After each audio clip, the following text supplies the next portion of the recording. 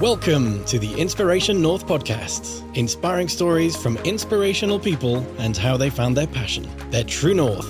I'm James Eves. And I'm Michelle Minikin, and this is the Inspiration North podcast.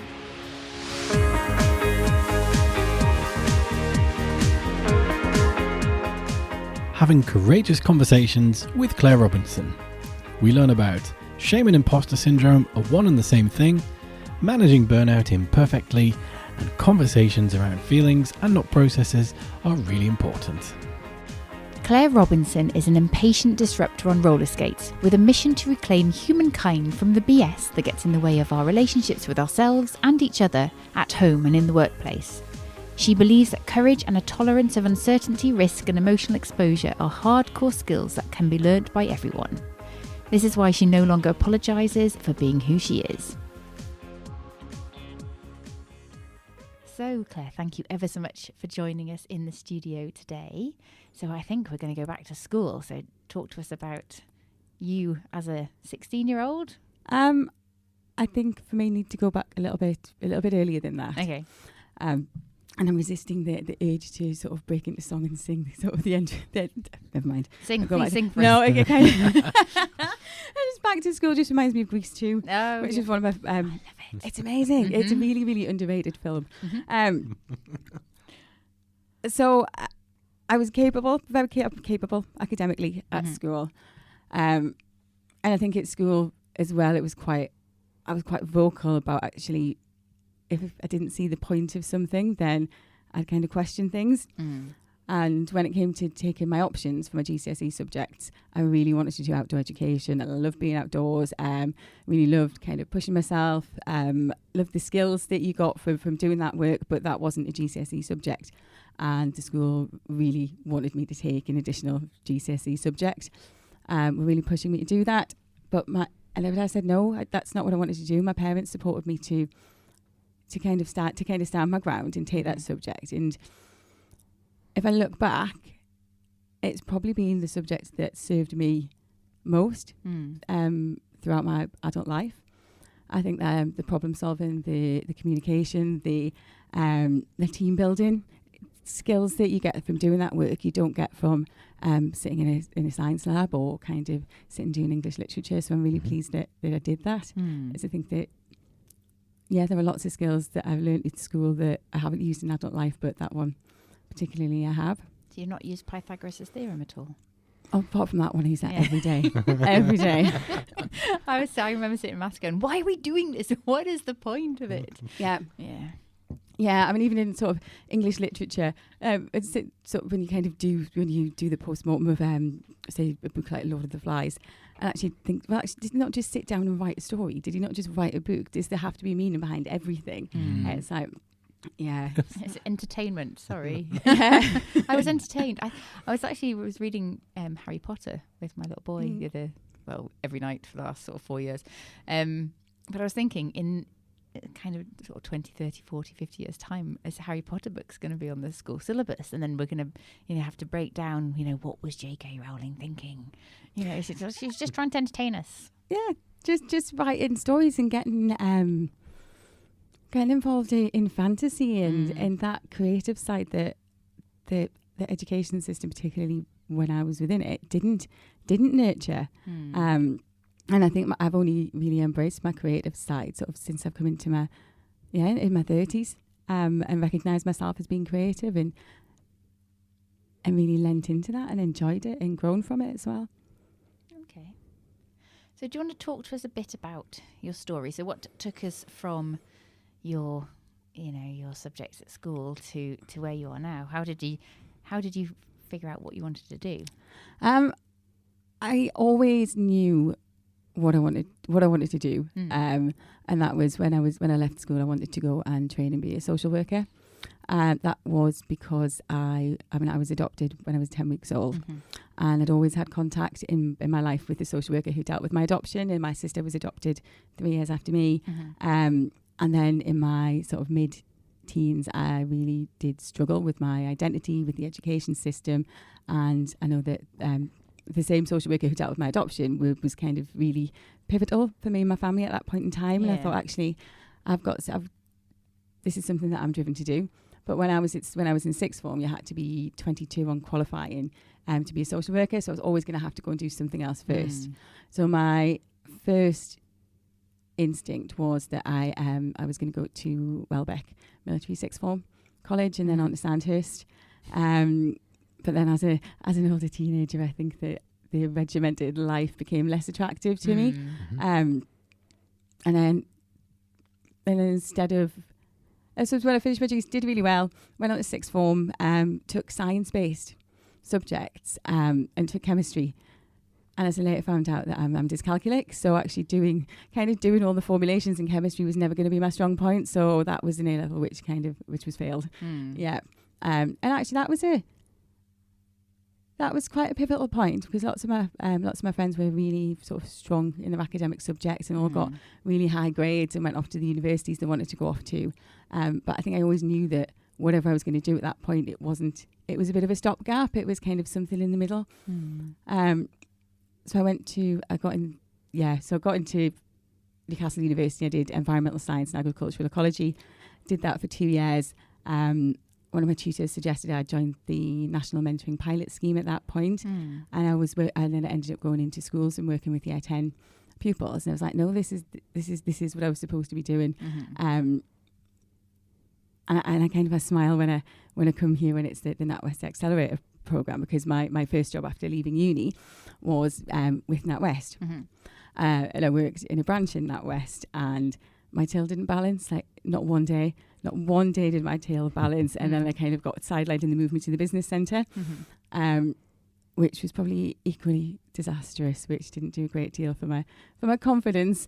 And then from there I moved into the social sector and working in homelessness. And then so I did end up doing my social work degree, but I did it a different way, and I did it through the OU, and I did it when working. And for me, having been to several different universities, the Open University really met my learning style. And just, it was a really good experience. But I've always, as much as I'm a trained and I'm a registered social worker, I don't work within local authorities. I've always been on the statutory side of the fence, because I've felt that on that side I can be a stronger voice and a stronger advocate for that I would have needed. The person that I would have needed when I kind of was really struggling. Because I think there's some brilliant people work within some systems that are really, really struggling. And I think I could get quite frustrated working within that. Yeah, I can imagine. Okay. So you qualified as a social worker. So talk us through, what you did with your career next. So by that point I was already working within props. So I did it whilst I was studying. So I was working full time. I had two really small children at that time, and I've forgotten what the question was. Where did I go with my career? So as I finished my degree, I basically then got handed an organisation to take care of. Brilliant. I got handed a set of files as if this was like another baby that I had to look after. It was like, holy cow. And actually at that time, so I was 32, which was quite a young age to be a CEO of a charity. And when I took that role on, there were lots of people quite vocal about the fact that they thought that I would fail. Nice. Yeah. And so I think that whilst I knew that, I knew that there were people out there who thought I was going to fail, and part of me was thinking, shit, what if I do fail? What if I do get this wrong? And I worked my backside off to prove myself wrong, but also to prove everyone else wrong. But probably did that to my detriment. And there's been several times where I felt really burnt out. And then got to one point where I actually looked back and thought, I've created a beast in terms of a workload, in terms of what the work rate that I'd been working and the different projects that I'd been working on. That was just unsustainable. Unsustainable for me, but I think really difficult for the organisation as well. I think just sometimes have to then take a step back and go, actually, I've been listening to the wrong people and doing the wrong things for the wrong reasons. All of these things are great, and there's been some fantastic achievements, but They haven't been following a vision. They haven't been following a direction. It's just been, I need to do as much as possible to show all you guys that I'm doing a brilliant, brilliant job and you can't criticise me. Mm-hmm. Okay. Yeah. So, sorry, James, have you got any questions? I'm just having a chat with Claire here. I'll just drink my coffee. No, just you mentioned props. You've mentioned a charity. I wonder if you could just describe a bit more about what that actually is. Yeah. How is that helping people? Yeah. So Props Northeast was founded in Scotswood in the late 90s when there was quite a lot of opiate use in that community, and it was founded by a group of mums because there was no support for them at that time, and their lives were just being ripped apart, and they had no say over decisions that were being taken over their lives or over their families. And it started off as a small support group, and they found that actually they needed a bit more. They needed a bit more support, so they founded Props in the first instance to provide access to support for them and to help them and their families. But then also kind of opening that up to their local community, and now across Newcastle and North Tyneside, we deliver services, and we train services across the country in very specialist ways of working. So from that kitchen table where those mums kind of founded our organisation, there are now thousands of families each year across the country now receiving support because they had the vision and the tenacity to really take things forward in their community in some really, really difficult times. It's powerful, and it's really, I suppose you've mentioned an element of social work. So there's caring about other people, wanting to help others that perhaps don't have the facilities or the resources to help themselves, which you then see a transition into a charity, something you can be very passionate about. And I suppose has that always been part of your career? Passion is something that's given you the drive to continue to work at something, make something a success. Was that fair to say? I think that the passion exists more around issues of inequality, injustice, and speaking out about things that aren't right. So as much as Props was founded to provide support for families, it was set up to be a voice. To really sort of challenge the systems and challenge inequality and make sure that families in their own right were recognised for the impact that substance misuse was having on them. So I think, so even going back to the GCSE options, that was like, no, this is injustice. This is wrong. I want to take these subjects, and therefore you will help me to do that. Yeah, it is. It's an issue of justice. It's kind of I can take these subjects. Other people can take them. Why can't I? Yeah, and very much all the way through. I think the social work thing as well is, yes, there's that caring element, but it's very, for me, it's more about progressing justice. That's the fire that the flames are fanned. Yeah. That when you look at injustice, inequality, someone who's downtrodden, that becomes the sort of the superhero in you. Is like, I want to do something about that. It is, and I think it's as much about I don't want to say wastage yet. I see, wastage of time, of energy, of resources, of money, of pointless stuff that goes on when actually there's some really important stuff that can happen, and that gets lost because people get lost doing things that aren't they think are important, but might be urgent, or might be an agenda, but actually that agenda's not the right agenda. They're looking in the wrong places. They're trying to solve the wrong problems. Yeah. Okay. So you've mentioned burnout. So how have you kind of managed that throughout your really high-powered CEO career? I managed that imperfectly. I think that for me, I experience life in cycles. There will be some times where I'm high energy. I feel good. I have high energy. I'm looking after myself, and you can put mechanisms in place to look after yourself. I exercise as much as I can. I meditate as much as my intention to meditate is probably less than my actual practice. But if I didn't even have that intention, then the practice would be none. I find self-compassionate journaling is really, important to me. And it's something I've only come to recently. I did do a bit of journaling, but self-compassionate journaling is a bit different. So writing a letter to myself from myself, and just being a sort of my own friend and I was cheerleader and mentor as well, and I found that has given me greater consistency. I think in terms of being able to look after myself in tough times. I know that it just creeps up on you. So you can have everything in place to look after yourself, and you can be doing the right things. You can be eating well. You can be trying to get as much sleep, but then before you know it, you're not sleeping. You're absolutely knackered. For me, when I'm reaching the edge, I almost dissociate. It's like I float through days and I become disconnected from everything. It's like looking at the world through windows, not through actually being present. And that for me is a warning sign. And then I think my kids feel it as well. I think one of the things I've seen myself be really not present for my boys because I've been so caught up in work and it's been so stressful. And for me, that's not okay. And they shouldn't. They shouldn't. I don't want them to see that, and I don't want them to think that that's the world of work and that's how things should be, because they will learn from me, from their own lives and careers. Because burnout is something that's. Do you think that's something we don't talk about enough of in society? We're seeing not a resurgence, but there's a wave about mental health, about stress in the workplace, and do you think that's something we talk about more so now than we used to? With regards to burnout, I think people talk about it. I don't think people recognise it in themselves. They see it as, but I think they think of burnout as being actually having a really critical and significant sort of breakdown.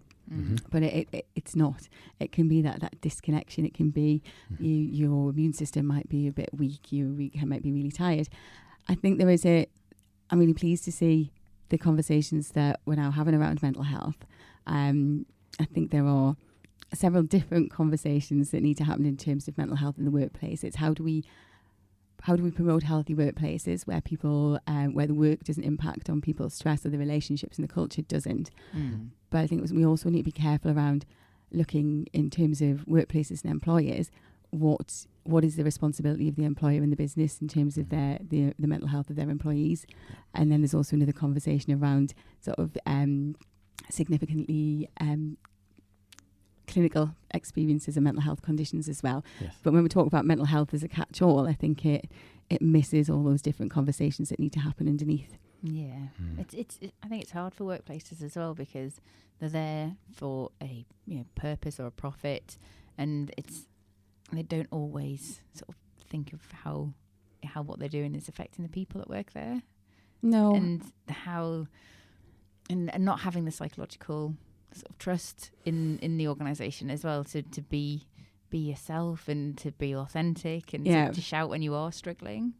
And I think I know that there are some big organisations who and small ones as well. There are organisations who on paper will say that we have this policy, we have this process, we have all of these things in place to promote sort of a mentally healthy workplace. But actually, when you experience the people who work within it in the teams, that they may feel incredibly unsafe within those teams, and that's very often because people aren't having brave conversations. They're not talking about issues as they come up, and they're left to fester, and then that's contagious. That's really contagious. I mean, I know even just this week, I've found myself in a situation where a lack of or an issue with the flow of communication had led me to kind of almost come up with my own conclusions when somebody else had then been coming up with their own conclusions. And I know the how that physically showed up in my body and how I feel myself. We talk about stress, feel my stress levels rising and getting really, really frustrated about things. But I was able to have that conversation openly with the other person and name my feelings. I'm saying I just want you to know I'm feeling a bit frustrated about this, and this is what I'm telling myself is happening. I just wanted you to know that, so we can, so you can know where I'm at with this. Because I'd rang somebody up, and I think they'd felt the brunt of my frustrations, and I just kind of like dumped everything on them in a way that they probably just didn't even understand what I said, and then just had to then take a step back and say, actually, no, what was I really saying? I am much better at putting my thoughts more coherently in the written word than I am in the spoken word. Okay. I think that my brain works quite fast paced, and sometimes by the time the words have come out of my mouth, my brain's moved on, and there's a bit of sort of disconnect. Yeah, it's like, well, where did that come from? You should know what I'm talking about. You should be in my brain. I know. Yeah. So I do think, I think for me as well, being able to not even just have conversations, but write emails in a way that are clear and concise and understood, and give people the opportunity to have conversations around feelings and not just processes, is really, really important. No, I totally get it. So we're kind of skirting around it a little bit, but I think we should address what we've been talking about in terms of the work of Brené Brown. I think has impacted you in particular, and me, to an extent. Yeah, yes, it has. Go on, say it, James. Michelle's been like, do you know how you don't know? So I didn't know anything about Brené Brown until probably, I don't know, last couple of months maybe. And then it seems to be like unicorns. I see unicorns everywhere I go. On like my goddaughter's T-shirt. They're in movies. They're now in commercials. Same with Brené Brown to an extent, where Michelle's like, you've got to read this book. It's awesome. And then I'll start seeing clips of things on Facebook, and it's like, this is weird. It's like, probably because Facebook Messenger is actually listening into my microphone, what people are telling me. But then we obviously had a LinkedIn local event, which is where I first got to meet you, see you in person, hear your great singing voice, which I thought was a great way to start the evening off. I've heard a lot about Brené Brown, but maybe a lot of our listeners perhaps haven't, but someone that should be made aware of this to read her books and see her material. So I'm kind of rambling on a bit to say about how I've discovered her. But how did you discover initially? I was on a training course, and I think it was a 2010 TED Talk was used, and it was like, oh yeah, this is great, this is brilliant, and I shared it with the team, and that was it. And I really I liked it, and I thought it was brilliant, and it connects everyone. Had some great discussions, but I just kind of forgot about it. And then in 2015, I applied for a fellowship program, for Social Leaders Fellowship program, and around the same time my marriage broke down, and I bought the Rising Strong book, which had just been published around then, and as part of the fellowship program, which I was lucky enough to be accepted onto, I had a training budget, and I'd done loads of leadership and management. I've done leadership management training. I didn't want to do anything academic.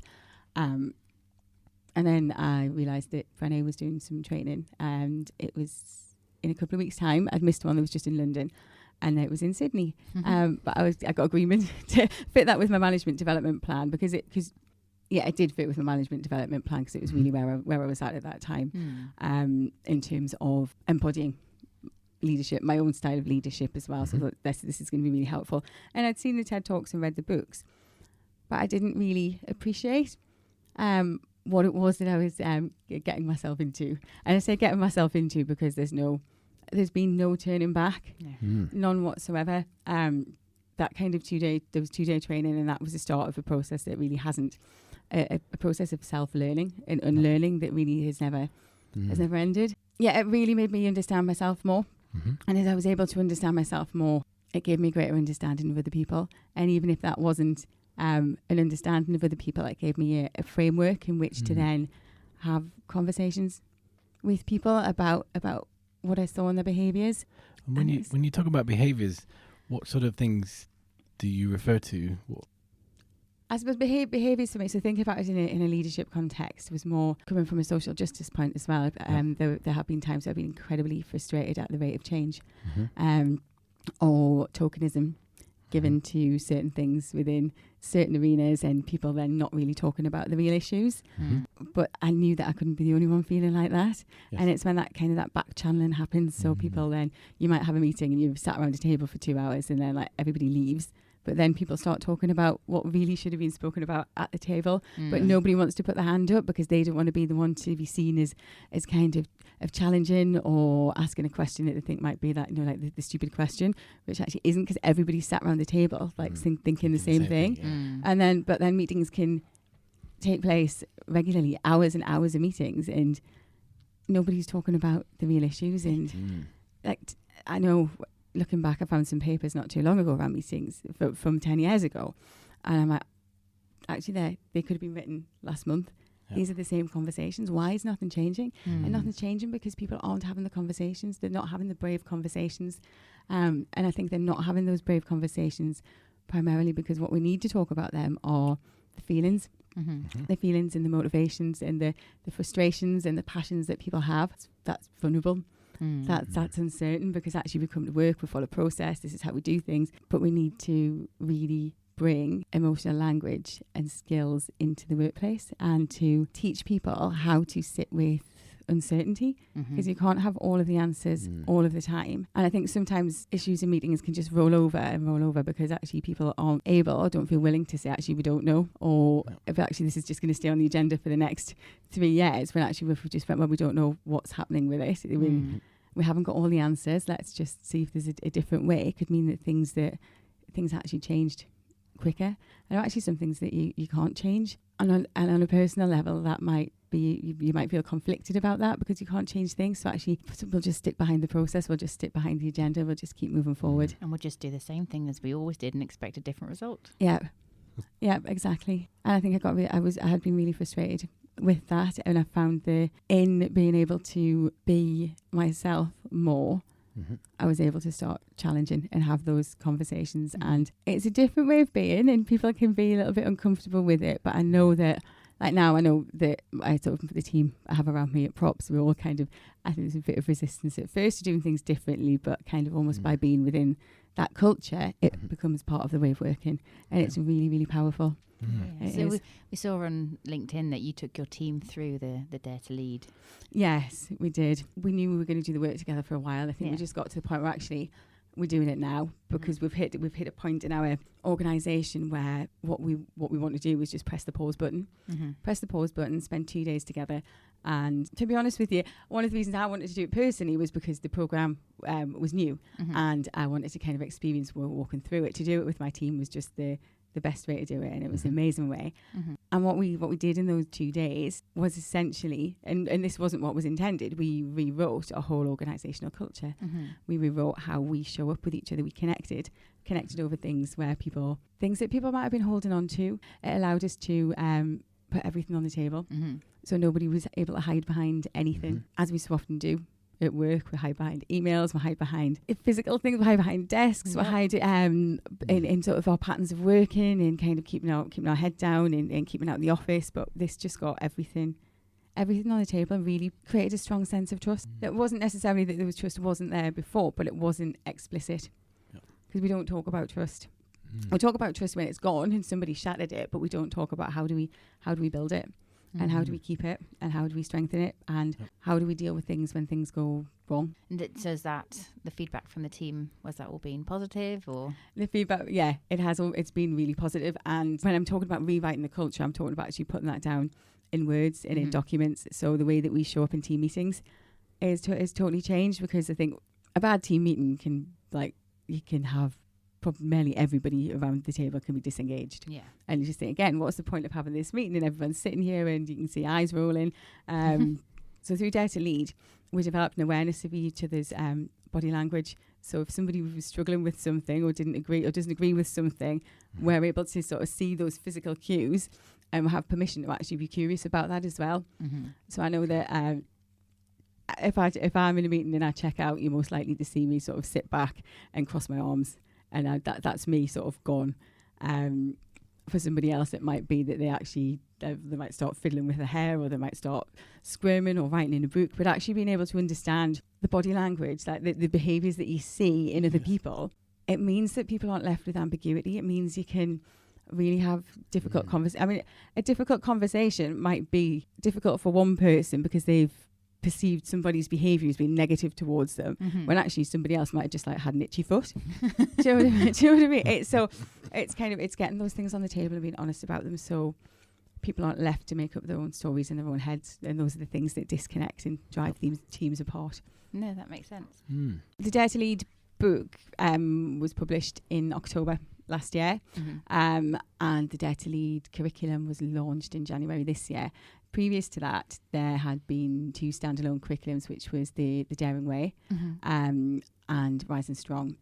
So Daring Way is all about, if we are going to be brave in our lives and really live the lives that we want, then actually we need to get to grips with shame, because shame's the thing that holds us back. Whether you agree with that or not, shame's a tricky issue to talk about, but it's something that we all experience. Yep. And what's interesting is if you said you were holding a seminar on shame, you might get like 3 people turn up in the room. If you said you were holding a seminar on imposter syndrome, you might get a room full of 50 people. Because if we talk about imposter syndrome, that's in work. Do you know what I mean? That's saying that imposter syndrome, yes, it's throughout your life, but most people identify with it in a work context. So I think that it feels safe because this is work. Yes. And how can I feel better at work? But actually, it's about how you feel good enough in your whole life. Now, to me, shame and imposter syndrome are one and the same thing. And Rise and Strong is that if we're going to be brave, one of the only guarantees out there is at some point we're going to fall. So when we fall, how do we rumble with the stories that we tell ourselves that we've screwed up again, that we're worthless, that why did we even do it? There's no way I'm going to do that again because this was really painful, and actually use that to create new learning so we can get up and try again. Yeah, it's like that Japanese proverb, isn't it? Fall down 7 times, get up 8. And that's that thing of, I suppose, accepting I failed, I feel shame. Well, that's fine. I'll get up, I'll start again, and I'll have another go at whatever it is. Yeah. And then not do the same thing again. So, you know, learn your lessons in the moment as well. It is. And I think for many, many years, I would think that I was actually quite resilient. But I think there's a difference between being resilient, where you just keep getting knocked down and get back up, and knocked down and get back up, and but getting knocked down, learning from that, and getting back up from a different starting point. Which is what this process is all about. So Dare to Lead brings together many of the elements of, pretty much all of the elements of sort of Daring Way and Rising Strong, and actually translates that into an organisational context, both for individual leaders, but also for organisations as a whole as well. So one of the things that we're doing at Props is we're implementing a daring leadership culture within Props, which everybody's involved in. We've made all of the behaviours really explicit, and we're creating an environment where armour is not necessary and it's not rewarded. When we talk about armour, I know I have a lot of discussions that is, well, we need armour. Is it not armour that protects us? There may be some armour that we do have that we've built up over time that actually will always be there. But a lot of the armour that we've collected, it stops us from being seen for who we are. It means that we play to the cheap seats as opposed to playing to the people who really, really matter and whose feedback really matters. I think there's a misconception with vulnerability work that it's actually bearing your soul to absolutely everyone. It's not. It's about trust, and it's about boundaries, and it's about working out who it is who you value and who really values you in your contribution as well. Excellent. So we talk about values a lot, I think, in organisations, and there's lots of lip service being, it's like trust and integrity and excellence all over the walls of organisations. And when we talk about Sam Conniff-Lend a lot, and he says if your organisation needs to write honesty in 10-foot letters, then there's probably a bit of a problem with your culture. I think so, and it's fine being able to recite your organisation's tagline and kind of the headlines that are on every big organisational document, but do people understand the behaviours? Or have those behaviours been developed as part of a collaboration?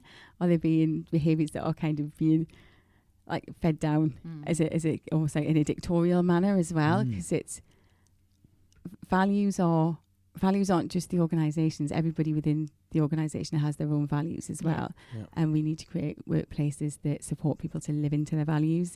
Because when we feel conflicted, that the work is really challenging our values, that's another reason why employees disengage. That's another reason why emotions and stress show up in the body, and we have and can contribute to real sort of physical ill health as well. Because people just keep going and keep going and keep going until the break. Keep going, just keep swimming, just keep swimming. You don't have to keep swimming though. Sometimes it's all right to, do you know what I mean? To grab onto a life buoy. Sometimes it's all right to tread water for a little while. Sometimes it's all right to like hop on the boat. And sometimes it's all right to call the lifeguard as well, because that's what we need to do. No, definitely. So what are your personal values? I think, because I think I can probably guess from our conversation here today, but have you kind of come up with your 2 or 3? My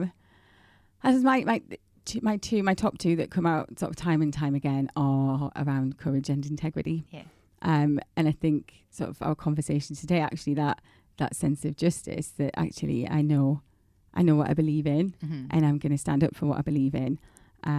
And having the courage to do that is kind of, it's been prevalent sort of all the way through, and all the way through my life. And I can recognise the times where I haven't been brave and I haven't stood up for the things that I believed in, and how that's impacted on me, because those have probably been the times where I have ended up burning out, or I have kind of withdrawn from the world, or been kind of playing the cheap seats more because I haven't trusted my instinct. I haven't gone with what I felt was the right thing to do. No, definitely. I think we can all recognise that as well. So when you are working against your values, it's almost sort of soul crushing, isn't it? It is soul crushing. But when we talk about values and actually acting on those values, it's really easy as well when you're talking about values a lot to think, yeah, I do that, and I did, and I was brave, and I did that. But actually, it's a lifelong process. And I realised that myself a couple of weeks ago when I was talking to a woman about something that she wanted to do that was really brave, and then realised that there were things that I was putting off because I had been because there was a risk of emotional exposure. There was a risk of I'd been putting things off because I felt vulnerable. And vulnerability is not comfortable. And when I realised, actually, I'm talking to you and I'm not doing this in my own life, so I constantly need to be pushing myself. Yeah.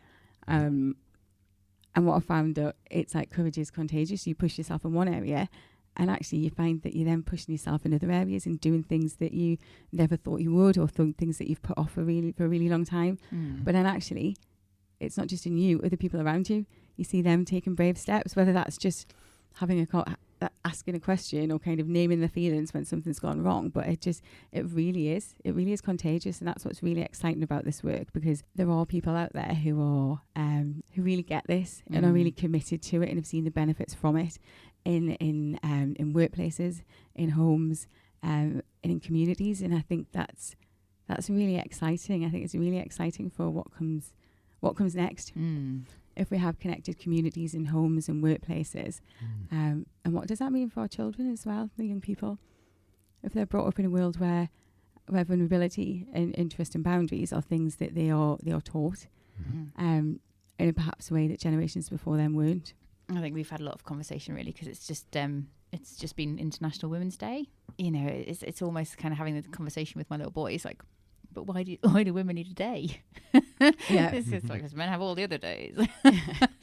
And, you know, growing up as a boy, he doesn't really understand that. And I think it's up to us mums and, you know, uncles and friends and godfathers and godmothers to help our children be the best that they can be, but also understand that shame, you know, and vulnerability is fine, and you don't always have to be stoic. And I think it's really, important in the Northeast as well, because we have such a high male suicide rate.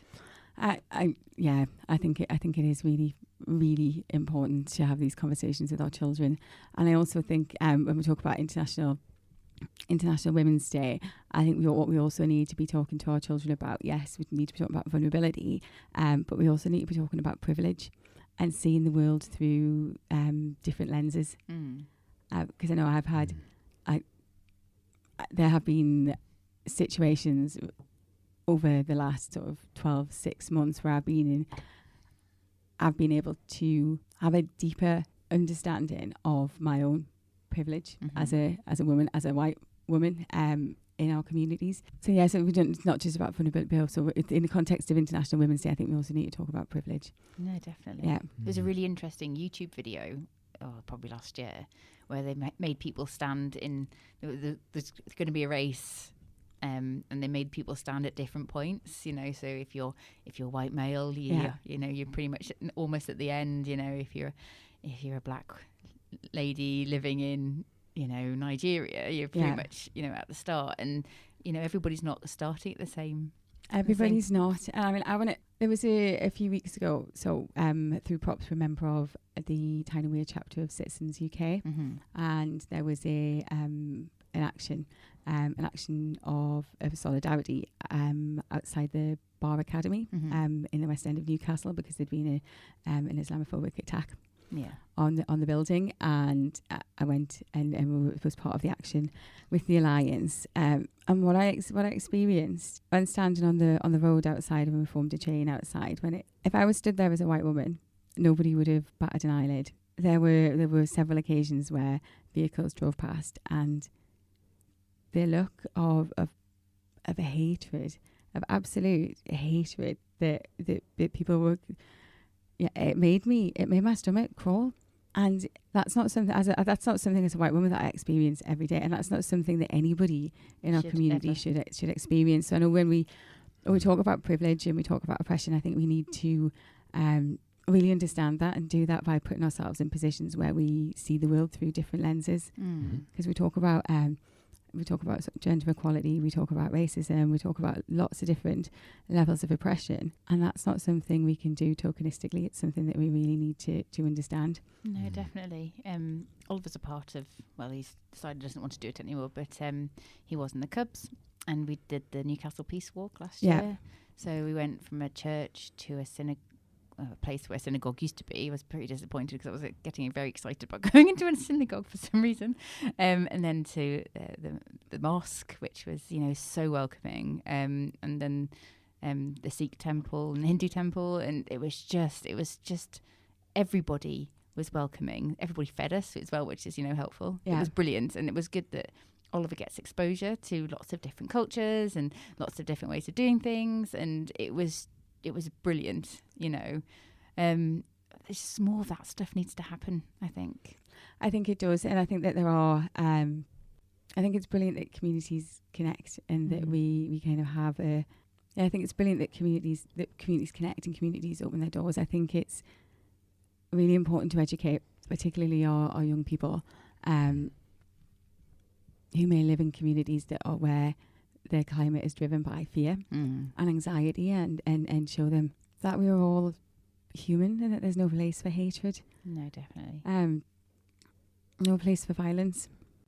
And I think that, so I think it's really important for communities to connect, but I think it's really important as well for us to know what is it important for us to know? It's important for us to understand the viciousness of that hatred. No one should be made to feel that way, and it should not be normal for anybody to feel that way. It should not be accepted. No, and I think in any shape or form. I think more. Here's another Sam thing, that more good is done by people. I don't think this is a Sam thing. So if you look at Nazi Germany, you know, all it took was a few bad eggs to ruin it for everybody. Probably shouldn't stay in.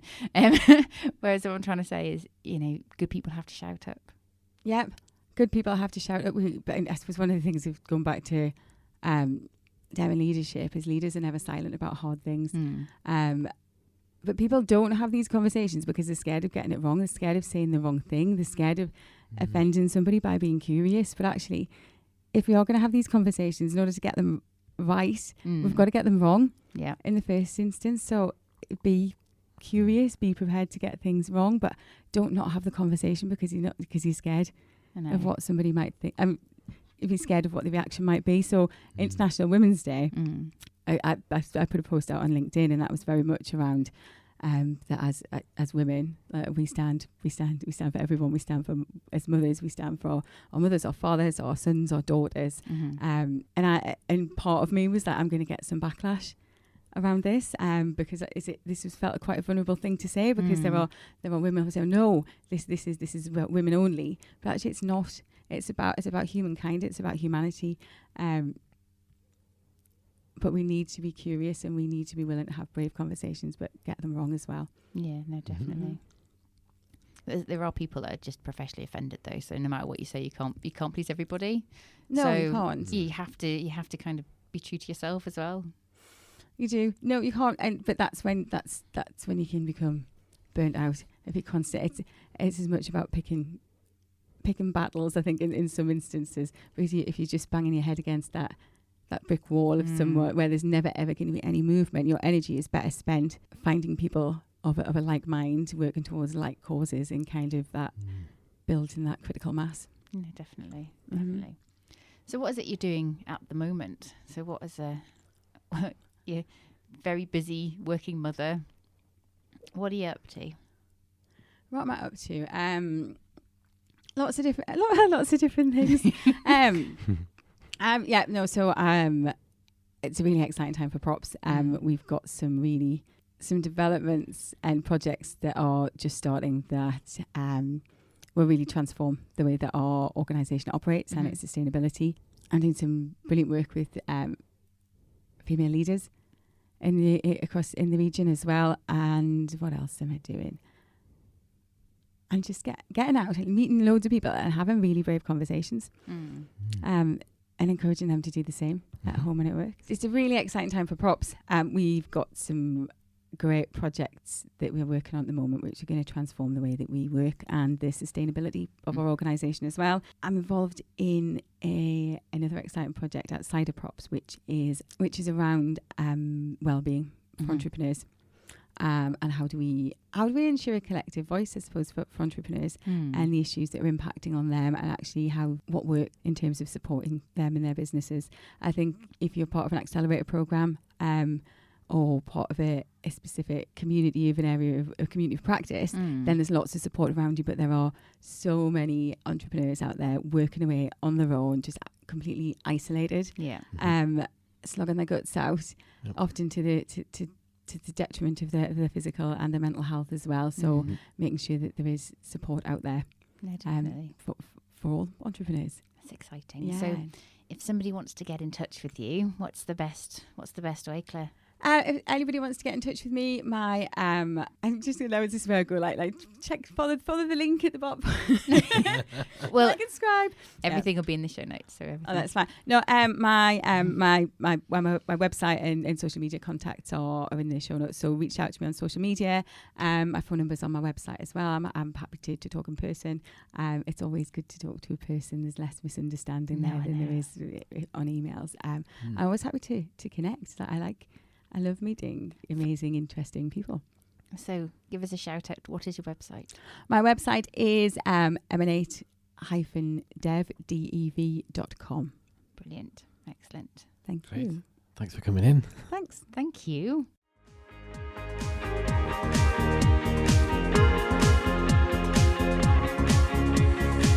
Thanks everyone for listening. Check out all the show notes at inspirationnorth.com. Join us again for the next episode when we'll be chatting to another inspirational person. If you like this, subscribe and tell your friends. If you didn't like this, subscribe anyway and tell everybody.